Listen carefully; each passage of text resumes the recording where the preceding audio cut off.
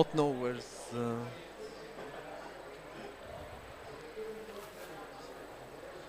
Not forget that we have people online also.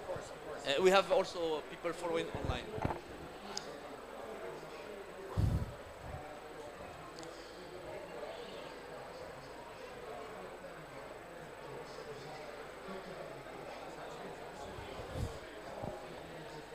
Can we start? Yeah. Okay. Thank you. So, good morning or good evening, whatever you are to follow this event, and welcome to this very important side event on nature-based solution for adaptation.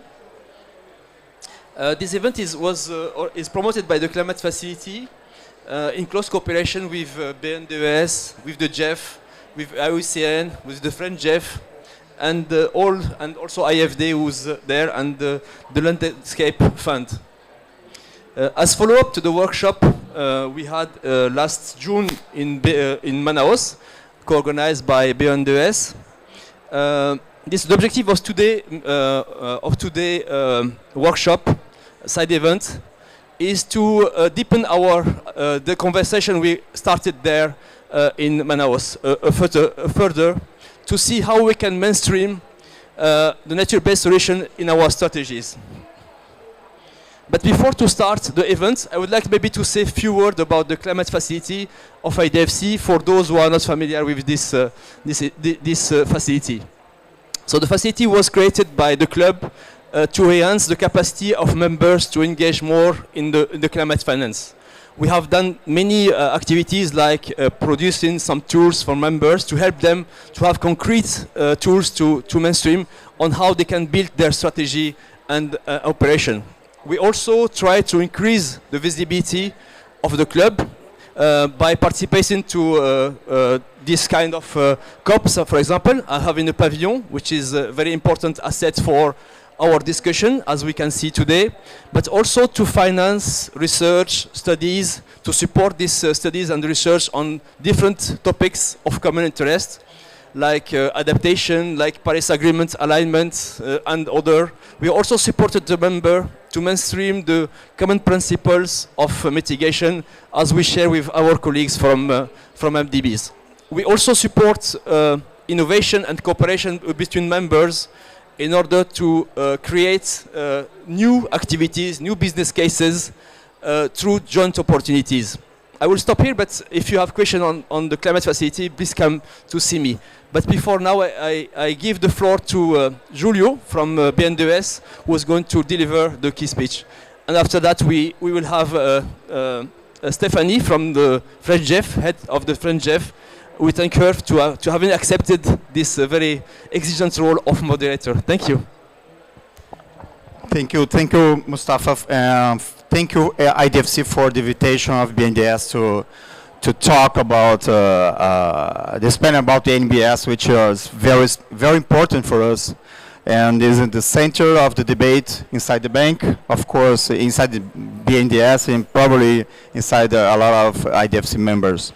We have a lot of challenges. You have a lot of problems in the cities. You have a lot of problems, not only the problems, but problems outside cities. And this kind of nature-based solutions are very, very helpful to address a wide range of social, economic, environmental challenges. These challenges include climate change, land degradation, food security, water availability, as well as urban development and biodiversity loss. NBS are crucial to build solutions for climate adaptation, helping us to meet the SDGs, especially those related to global warming. To start, I can recall 5 months ago, right?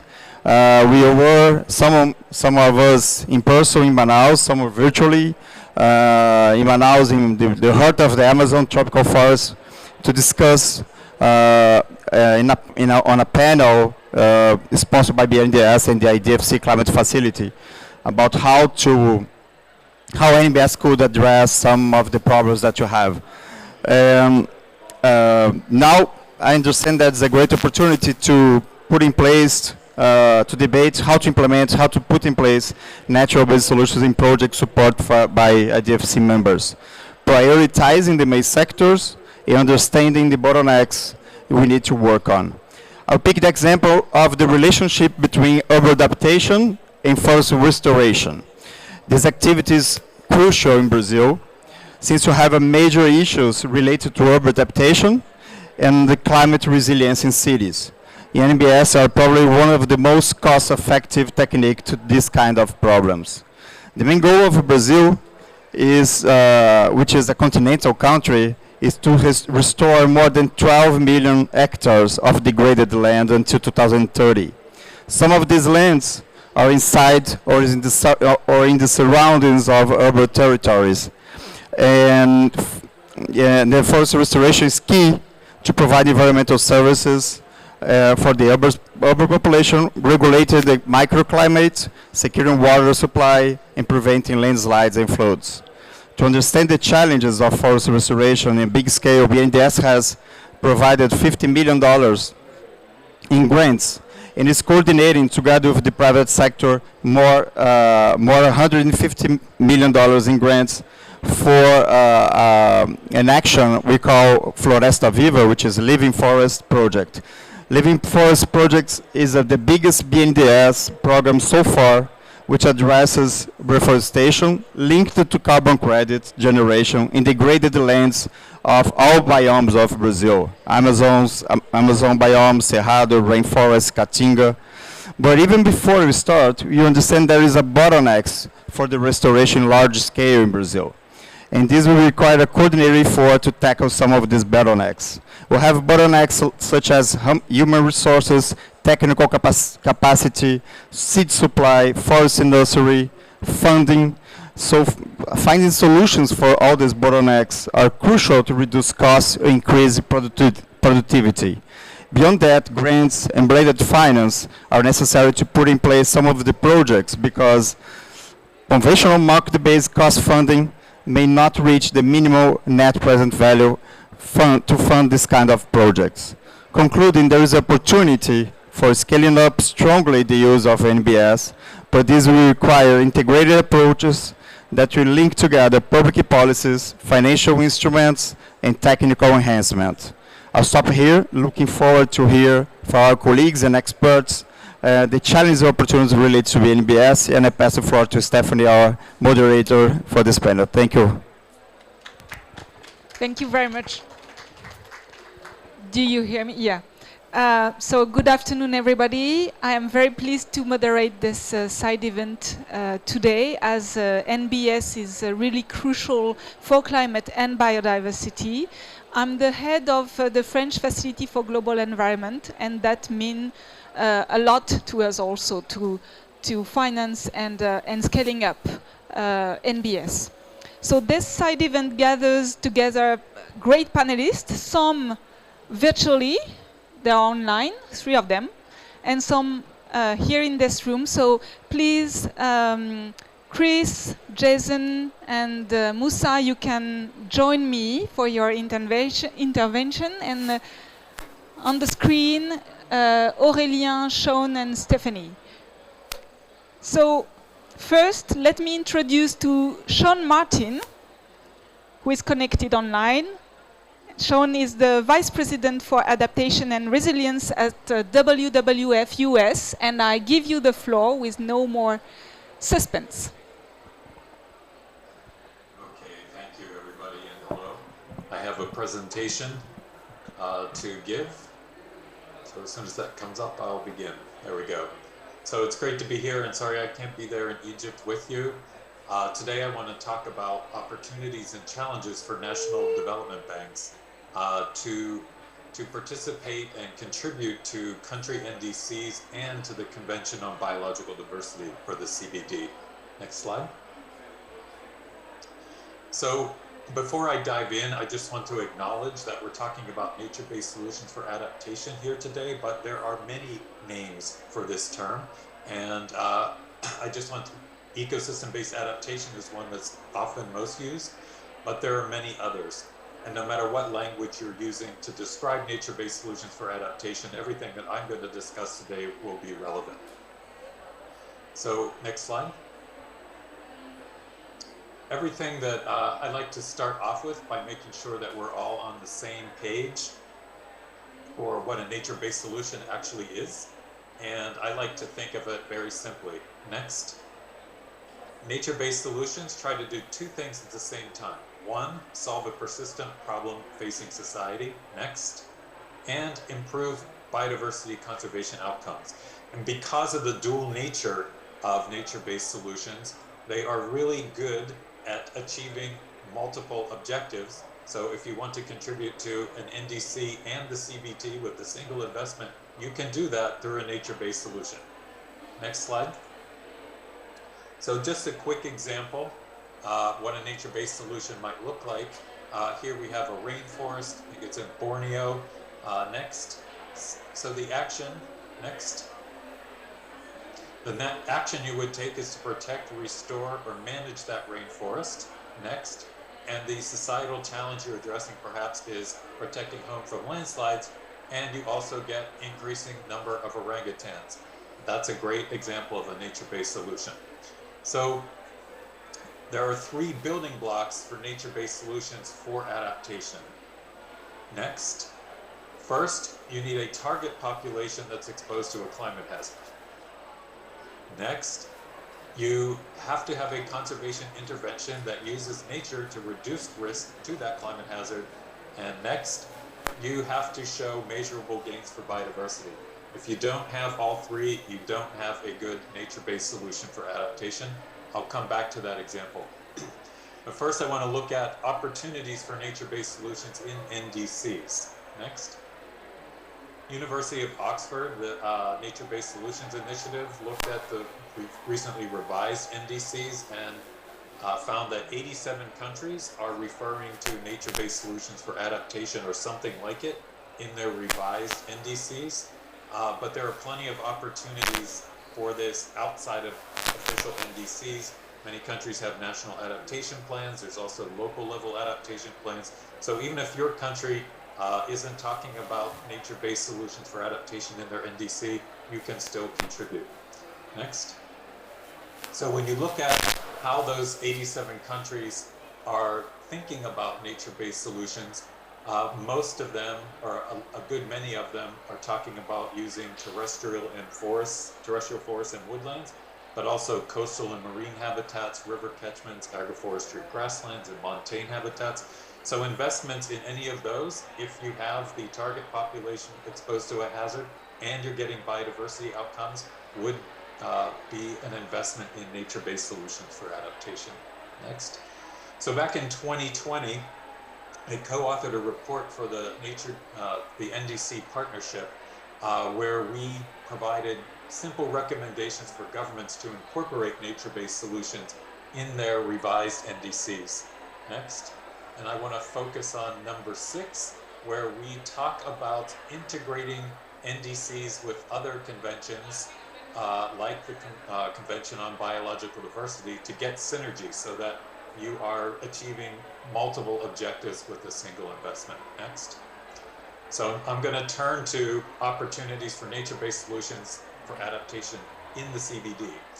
It was actually the Convention on Biological Diversity that first defined ecosystem-based adaptation back in 2009.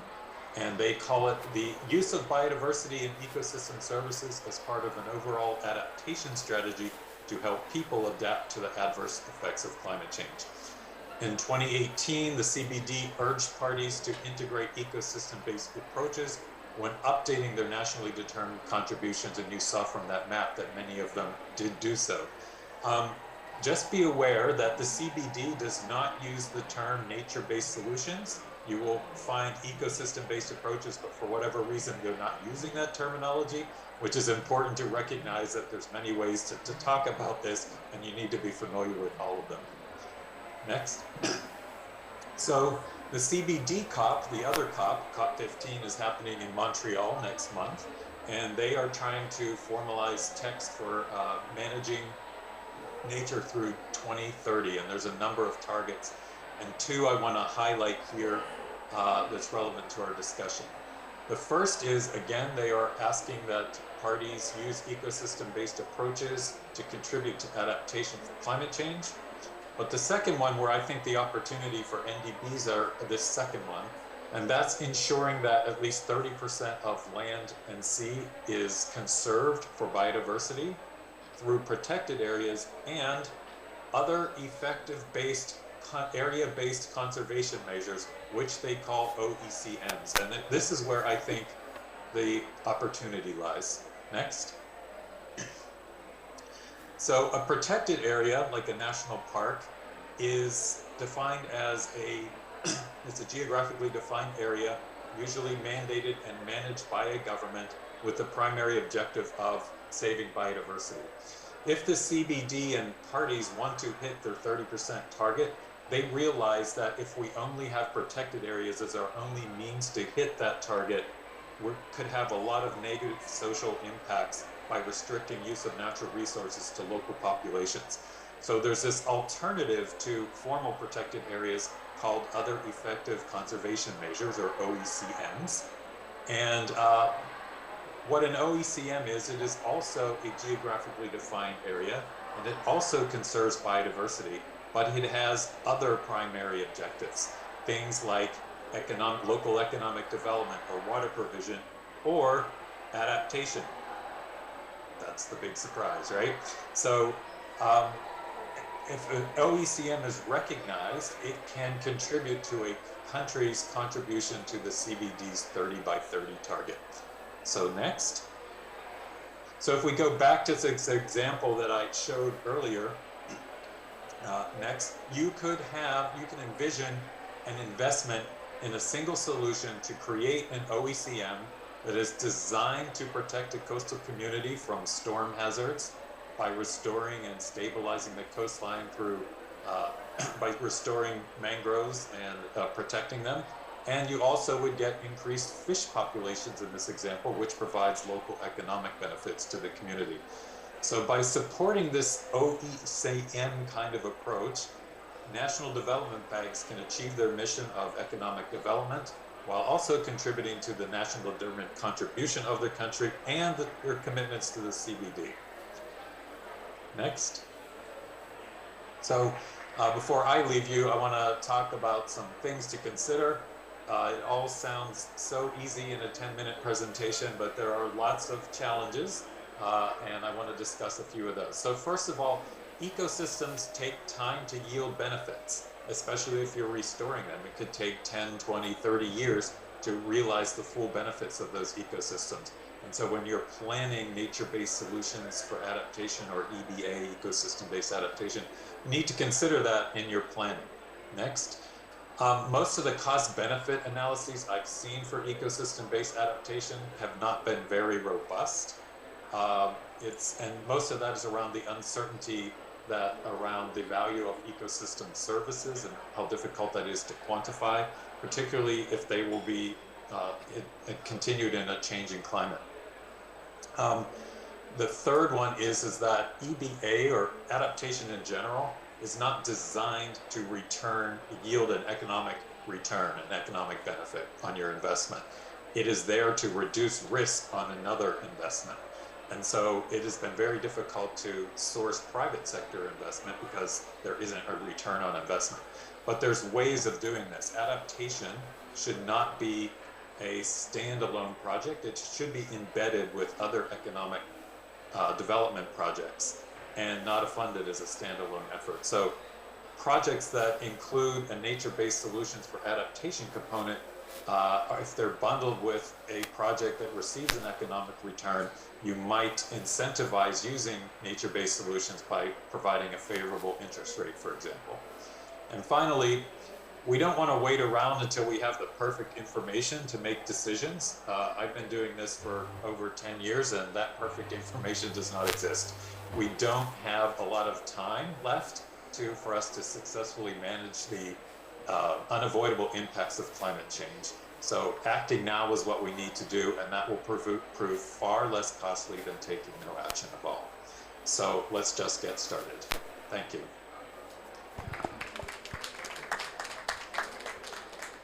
Thank you very much. Thank you very much, Sean.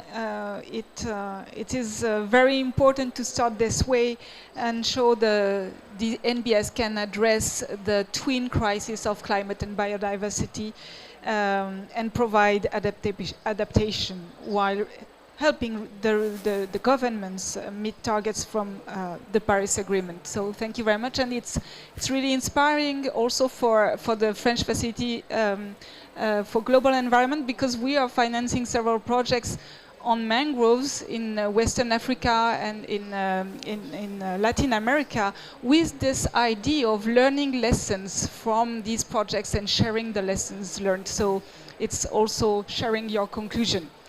Second, the floor will come to someone here in the room, Chris Buss. Chris is the director of the IUCN Center for Economy and Finance, and thank to be with us today. I give you the floor. Thanks, Stephanie, and Sean, thank you ever so much for your presentation. It was really interesting and positioned adaptation and nature-based solutions really in the context of what we're seeing here. And I think there's a few points I want to make, but just as a general introduction, and just as once you've been here for 10 days, you get to reflect on actually what is happening here. And I think what's been really interesting is that shift, the momentum that was created in COP26 with nature and climate links intrinsically referenced in the decision-making text. We've seen a massive shift now in COP27, and everywhere you look around there's nature, there's food systems. It's emphasizing the role that nature and people play in the climate solutions. Obviously, there's a lot of commitments and pledges, and there's a controversial conversation about how those pledges are being realized. But I think we really need to be thinking about, and then as Sean presented, about how we're using adaptation and how local people in particular are adapting to climate change, and how we get those quality nature-based solutions to them. And one of my early reflections just before coming here, I was involved in a process that was working with farmers in Mexico and Vietnam, and then followed up in Washington, there was a few comments about mobilizing finance as part of not just as global solutions, but also a national level and NDBs. And I come from the UK. I haven't lived there for 25 years, but just in the last 3 or 4 years, we mobilised a lot of money to local and small enterprises through COVID responses, and with little fiduciary responsibility. And I think, as we go through and we start mobilising some of these options for climate, we need to remove the lexicon of, we have to be very careful about taxpayers' money. We've proved now that you can do it. We did it through COVID, but there's also some great examples of money. We do some work with the Asia Farmers Association, and they've mobilised. They've had a small amount. It was 2 million for COVID responses to market access, and they distributed a majority of that through revolving loans, of which they got 99% back. So we need to de-risk some of those discussions as we go through. I think one of the things that I was asked to speak about was a sort of sectoral priorities and mobilising finance, and I think we hold a lot on the sort of the 300 to 400 billion that is needed for nature, and to deliver nature-based solutions over the next 20, 30 years, but we only have 52 billion going at the moment. Well, I think there's a bit of we also need a bit of a change in the shift there, and I think Sean's presentation really started shifting that. I think there's two elements behind that. There's the public funds and how we mobilise public funds towards nature-based solutions, and I think that can be shifted as how we look at subsidies and turning those into incentive mechanisms that come with conditions, particularly around the agricultural sector, but also development funds themselves that are coming with conditions of understanding the role of nature and the opportunities for nature, and how we use those and shift those. I was doing some work in Senegal, and and two people from the same institution, they started talking, started talking, well, how do we get our work into the nature-based solutions into, or for a land restoration, it was specifically working with my agricultural colleagues, because the agricultural colleagues had 50 million to spend on infrastructure and agricultural development in I think it was growing beans. And the response was, well, we're not involved in the environment, we're involved in agricultural production. Well, I'll come back round to that, but I think that's a really important issue we need to challenge and take on. And the same is reflected in some of the private sector funding as well. We have the traditional bank investments, the pension funds, etc. And when the challenge, we talk a lot about net zero finance and making sure that it's net zero, but we can start bringing in nature-based conditions into that, and how we're shifting the dice there. But also it's raising quite a lot of money with impact investment. We have some interesting opportunity. We have a GCF project that we actually have a blended finance to get rid of that early risk stage, where you are seeing a transition, and that's 150 million non-grant funds and about 35 million of technical support, which is coming from the GCF, but also from the Central African Forestry Initiative, who see it as a great opportunity for investment into farmer and smallholders. We also have a very innovative fund that's by the GEF and the Central African Forestry Initiative of again working with Mirova on how we actually shift those financing flows, and that's building momentum. But I also think it's the sort of third pillar of investment is just mainstream investment. As I say, one of the things we did going into COP26 particularly with the high-level champions as they were building their messages and the engagement of non-state actors in climate solutions, we did a high-level macroeconomic assessment of restoration in Africa, land restoration, and some of the figures we got. If by 2040, if half the agricultural land, so 50% of the agricultural land, was put under regenerative practices, you got figures of 5 million jobs being created, generating 70 billion for farmers, and yields increasing by 40%. And that not only helps is the resilience of businesses, but in that you can use nature-based solutions to adapt your businesses to the response to climate change. But also, I mean, we're talking adaptation here and resilience and resilience, but it can increase carbon storage by 20% in those ecosystems. So it's not just a adaptation resilience thing; it's also a mitigation thing. As long as we keep away from the conversation on carbon markets, this is one of the challenges that we. I mean, I think last year as anecdotal stories of in the Glasgow decision-making text, nature-based solutions was in there, but it was pushed out because the response was, well, we're just using it for business as usual, and businesses claiming that offsetting their emissions targets by using nature-based solutions.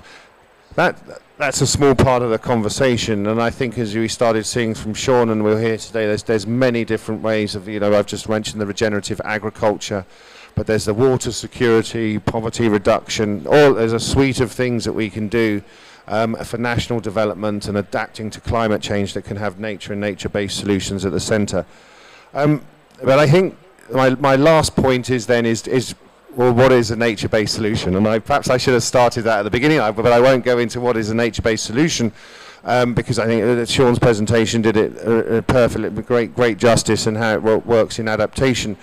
But I think it's not an institutional plug, but the IUCN Gold Standard for nature-based solutions is an essential tool to make sure that we're applying it. And I think, for example, the climate mitigation one is a good example of is it a nature-based solution? It might be a climate solution, it might be using nature for a climate solution, but is it a nature-based solution addressing those two challenges, conservation benefit and the societal challenge? And the standard has 8 criteria that sets out from social, economic and environmental components that are needed to be done. So I think that to me has been. I mean, it's great that we're able to push that message of quality now. It's virtually on the table. Nature and nature-based solutions are on the table for climate adaptation. And an essential means. It's built on the work on forest landscape restoration, eco-based adaptation, and now we just need to make sure that when we're doing MBS, we're doing the highest quality possible, and we're assessing that. And the standard isn't a certification process. That we're actually the demand, what people, particularly the private sector, want a certification process, but it's also a first verification process as well. Whether it be in developing programs of the GEF, whether it be a small farmer working in a landscape and doing that. So when we see the opportunities of being here, the financing mechanisms, making sure that they're underpinned by good quality MBS. So thank you very much for giving me the opportunity. I think it's really an interesting opportunity to hear development finance and how they're working with MBS. So thank you very much. Thank you, Chris. It was, yeah, but he won't see the presentation. Thank you, Chris. It was really useful first to warm up a little, reminding this shift from COP26 and again in COP27, and also warning us about being sure that the NBS are really NBS and providing all the co-benefits for biodiversity and population as we are trying to implement them. Now, please, Jason, come in the stage. Jason represents the Global Environment Facility, the GEF, which is a multilateral fund that serves the climate change conventions and the other conventions, environmental convention and the CBD in particular. He manages the GEF financing in the area of climate change adaptation and the private sector. I leave you the floor. Thank you. It's a real pleasure to be with you today. Greetings to everyone online, anybody who may be watching this as a video in the future. Look, the science is very clear that biodiversity and climate, desertification, they're intrinsically entwined, both the source of the problem and the solutions. It's very clear. And therefore, we need the finance to follow this reality. Yes, we have different conventions, and yes, we have different trust funds for different objectives, but at the end of the day, we need the results need to be multifaceted. Private capital doesn't know the difference between biodiversity or respect in the same way the difference between biodiversity and climate, where local community people that are dealing with the impacts of a storm or coastal flooding aren't thinking whether it's a biodiversity problem or a climate problem. They're just trying to deal with the problem. So therefore, we need to design our finance together that provides integrated solutions, and if you will, nature-based solutions. There are three considerations I'd like to share with you that I suggest are really important for development banks to be thinking about as we design our financial solutions, and that are also core to the GEF, to the Global Environment Facility. First, look, it's clear that there isn't, even if we continue to double, triple, and quadruple our climate finance, our biodiversity public finance, there just isn't enough public finance, philanthropic finance to solve the scale of the problem. We need to be very strategic in how, collectively, in how we catalyze larger scale finance that's out there with the private sector. Blended finance, how can we de-risk? How can we prepare investable projects that are getting the results that we need for biodiversity, for nature, for climate? So one of the key areas of the GEF strategy for GEF 8 for the next 4 years across our different focal areas is around innovation, private sector engagement, de-risking, developing investment funds, and actually we've seen some exciting success in tough-to-go areas like climate change adaptation and like nature-based solutions. One model is, just as an example, with the Craft, the first private equity fund focused on adaptation companies in developing country contexts. The Jeff invested 1 million to start the fund. It's now capitalized at 187 million in blended finance and has been scaled up an additional 49 million with the Green Climate Fund. So this one's wildly successful. Not all are, but there's a lot of opportunity to do more. Microfinance, getting loans at accessible terms to small-scale farmers. How can we, as Sean referred to, I think, how can we provide guarantees or investments that lower the interest rates, that make them more accessible to the end producers. So that's one key piece. The second key piece, which is closely related, is quantity versus quality of finance for nature-based solutions. We see more and more coming out there. We see more and more equity investors, including a number around here in Sharm el-Sheikh, investing in nature-based solutions, or particularly in climate change adaptation. We need to ensure the impacts, the standards, the metrics around nature-based solutions around climate adaptation is key to ensure.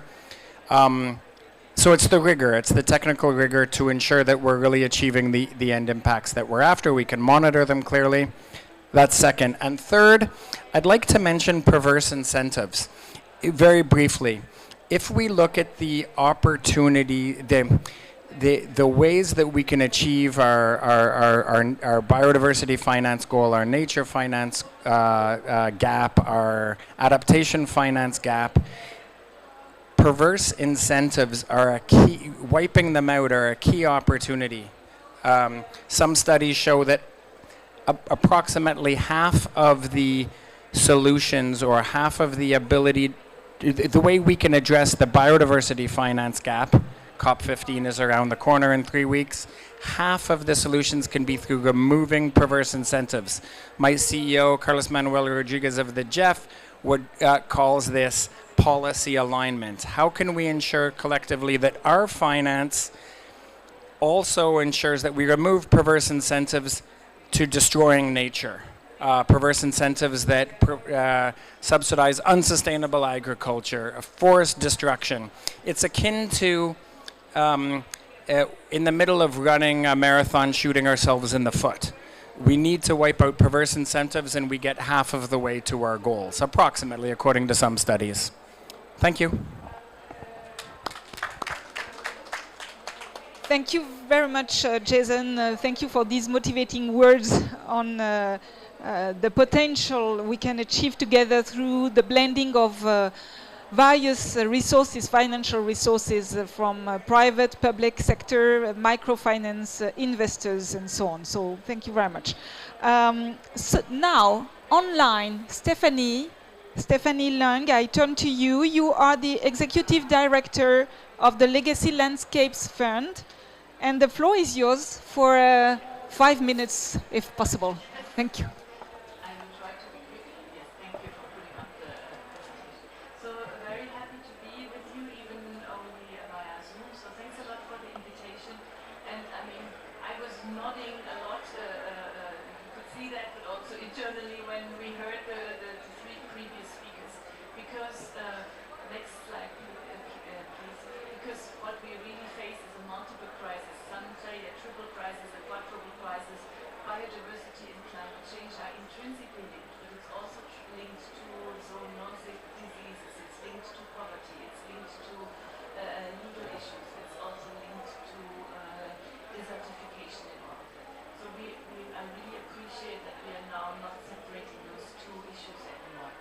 I was also very happy to hear that we don't now only speak about adaptation or mitigation, but we are tending now to see protected area or biodiversity solutions as a solution for strengthening climate resilience, which is even more important for us, and sometimes we cannot always segregate the role of the ecosystem in adaptation or mitigation, because it's intrinsically connected. So we understand Legacy Landscapes Fund is funding into nature-based solutions, into climate resilience, by funding protected areas, by financing protected areas. We want to put some funding into protected areas because we feel that in order for protected areas to be a better means to ensure climate resilience, climate adaptation, climate mitigation, they need to be there, they need to be functioning, they need to be protected areas that are not only the cable part.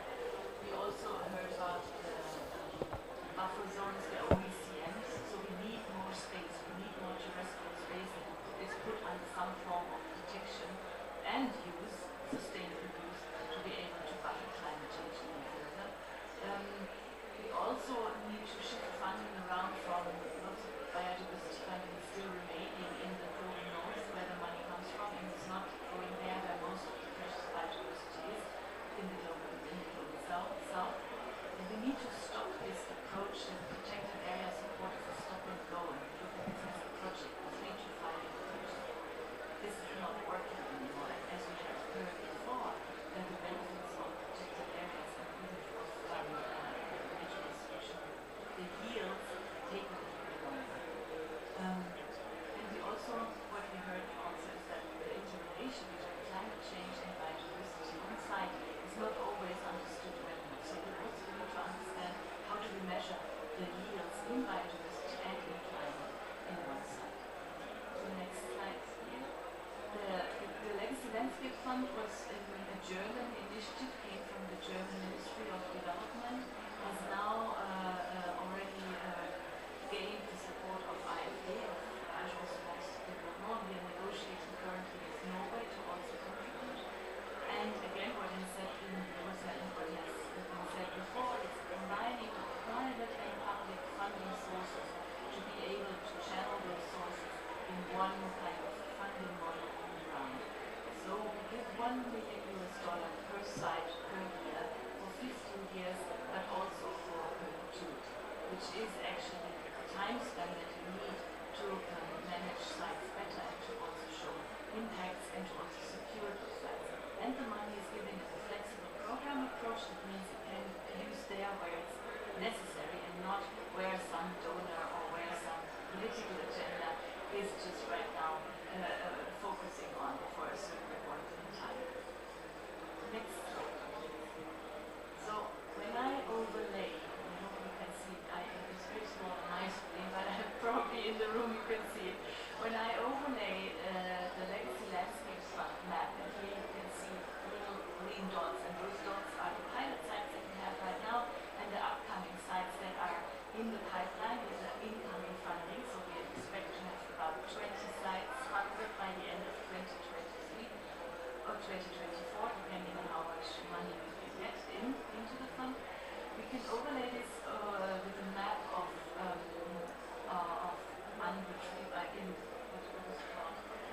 irretrievable carbon. You can see that biodiversity and the most precious carbon that we absolutely cannot let go and cannot put into the atmosphere, it's very much in sync of where also the biodiversity levels are. We are therefore also looking at monitoring carbon that is stored in the legacy landscape sites in the protected area, but also in the buffer zones around them. And we would also like to showcase how a protected area is helping to store carbon in soil, in the land use, and also how much carbon will be absorbed. So this is part of our monitoring and evaluation criteria. The last slide, and then I will need to stop. Although the Legacy Landscape Fund is a very young instrument, it has basically started April 2021, so not even about 1.5 years. We have already achieved quite some key goals. So we are now Germany and France and negotiating with many other donors to contribute to that fund. And Germany and France are contributing from both the biodiversity, let's say, the budget lines, but also the climate change budget lines. And this is becoming more blended also for the public sector if they want to give pledges to either biodiversity or climate change. That is a really good news. We have currently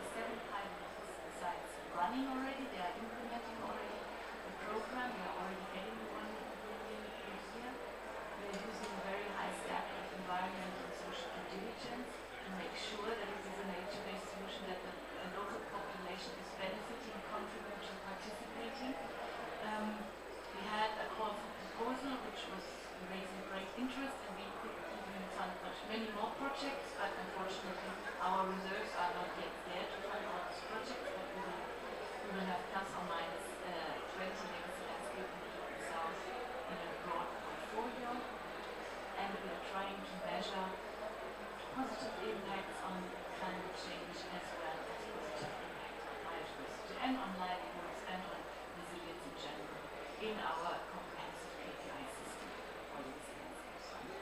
So that was all from my side. Thank you very much. Thanks.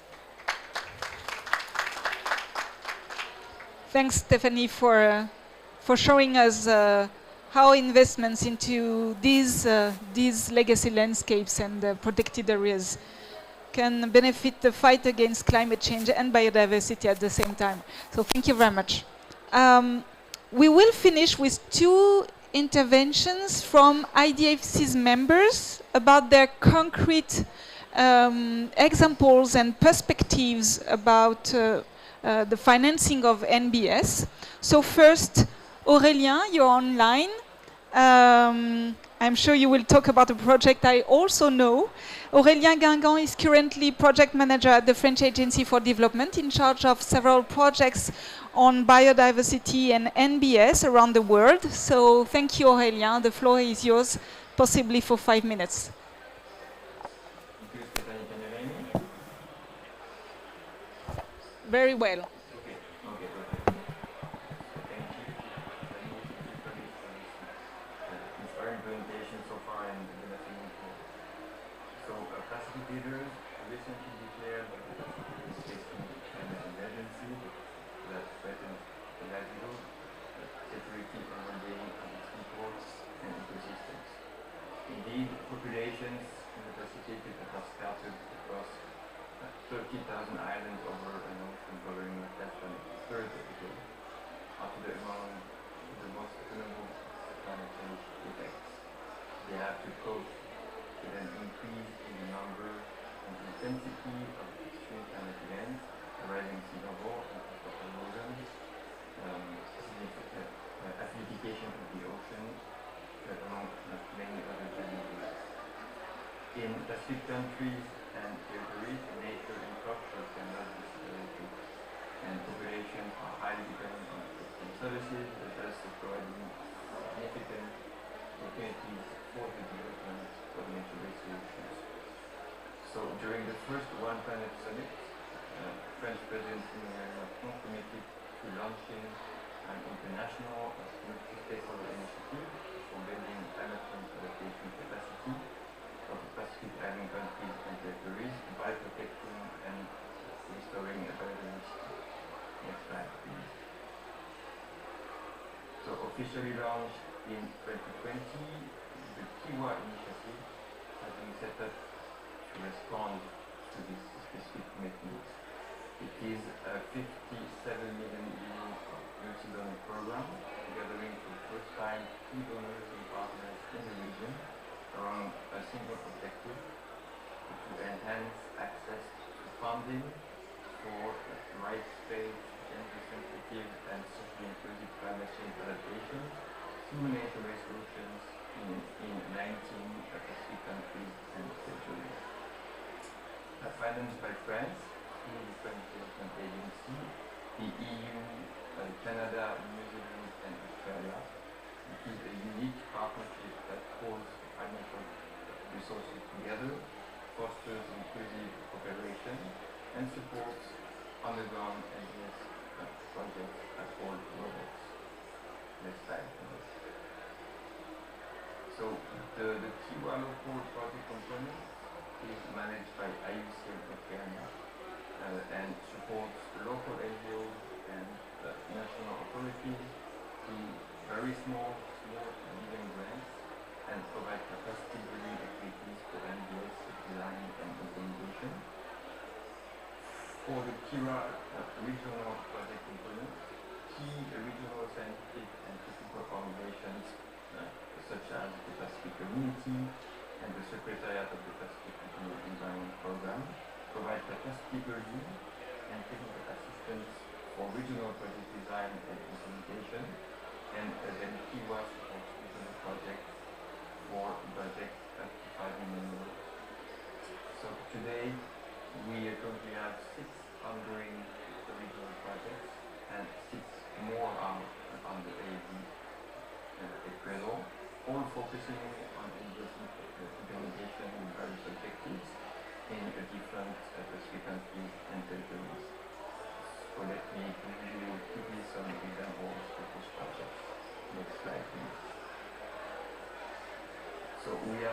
supporting, for example, the development of an organic farm network that will become learning centers demonstrating the benefits of agroecology, agroforestry, and organic production methods in Nauru, Tonga, Fiji, and Solomon Islands. This 4.6 million euro project led by the Pacific community and will address food security, climate adaptation, and biodiversity conservation as three interlinked objectives. Second, we have the Wish Plus project. So the two initiative is financing this Wish Plus project with a budget of 6 million euros.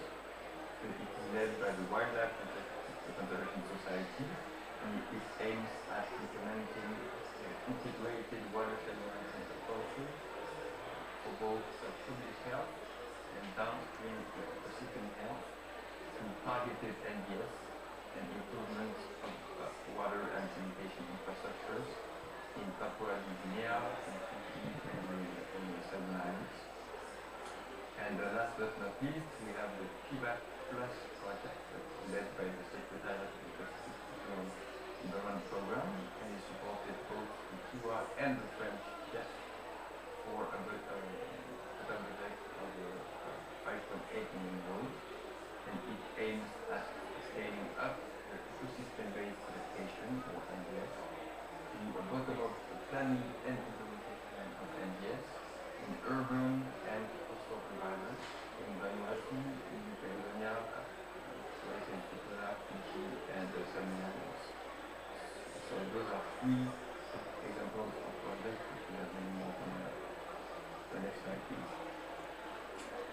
To conclude, in terms of lessons learned from this implementation in Kiwa so far, I can highlight a few key takeaways for this side of it. First, investment in appropriate capacity building activities to enhance and increase both the design and implementation is key. A wide range of support from project design, innovation, to targeted biodiversity, adaptation, and NDS training, as well as environmental, social, and risk management trainings from the board are key, yet and are needed at all levels to ensure proper design and implementation of NDS project implementation. Second, it is key to aim for upscaled and cost-effective NDS at the design phase to ensure impactful projects that answer the needs of a large number of beneficiaries and that achieve climate adaptation outcomes, so that in the end we go beyond simple pilot projects that we usually finance. Third, the co-design of projects with communities and initiatives in existing community structures is really important to ensure long-term sustainability of outcomes and to build from professional knowledge. So this is a key factor of the different projects. Then align project activities and objectives with regional and national strategies, planning and policy, this key as well, and whenever possible, support policy design and implementation at the national level within the time frame of the project to support the upscaling of the outcomes after the end of the project. And then maybe the last lesson, we need to seek synergies and coordination with other biodiversity initiatives at early stages to avoid duplication and complementarity, and of course look for co-financing for projects that ensure long-term stability of our outcomes. So this is it for me. Thank you very much for my attention. Thank you very much, Aurélien. Thank you. So I think we might conclude with Moussa, but in 2 minutes. So just the key message from the African Finance Corporation. Yeah, thanks. Okay. So, Stephanie, thanks for giving me, I don't know, I'll make it in less than that. Thanks for giving us the opportunity. So basically from the African Finance Corporation, we like to approach the issue of a nature-based solution more from the Afrocentric perspective. We appreciate the fact that yes, nature-based solution is more of an approach as well as a pragmatic practice in addressing climate change issue from the natural ecosystem. But at the same time too, there are several dimensions to it. Various speakers have actually talked, okay, other speakers have talked about the linkage between nature-based solution and, excuse me, other speakers have talked about the dimension of nature-based solution and the linkage to the Paris Agreement. But as we all know, as a development practitioner, the year 2016 is quite remarkable for all the development practitioners, partly because it gave rise to the Paris Agreement, but at the same time too, it facilitated the transformation of Millennium Development Goal to Sustainable Development Goal. So in addition to the comment and the issue that have been articulated, we would like to look at it more from the Sustainable Development Goal, notably from the Sustainable Development Goal 1 on poverty reduction, as well as Sustainable Development Goal 3 on the healthy lives, and Sustainable Development Goal 6 on clean water and sanitation. Taking the water aspect, for example, harnessing rainwater harvesting will help to enhance irrigation and then agricultural productivity. It will also help to reduce pressure on surface water, while at the same time to create an enabling environment for groundwater replenishment as well as conservation of marine ecosystem. It's not only going to do that alone. In terms of contribution to the society welfare, we also believe that harnessing rainwater harvesting by way of contributing to agriculture will also help to create resilience to food insecurity. But at the same time, when we also take the water harnessing from the domestic water consumption, it will also help to build resilience to waterborne diseases, which today in Africa is facing one in three African is facing problem of water scarcity and waterborne diseases. But we know before we can harness water for development as a solution to the nature-based, it is important to have adequate infrastructure that will inform water recirculation, as well as construction of dam, reservoir, and canal. But this is not an easy task to do. So as we are raising to the net zero, or at the same time we are championing race to resilience, it is important for us to now think of how these additional resources will be attained. Of course, Sean and other presenters have also articulated the important contributions of nature-based solution. As a result, it gives credence to the justification to raise additional funding.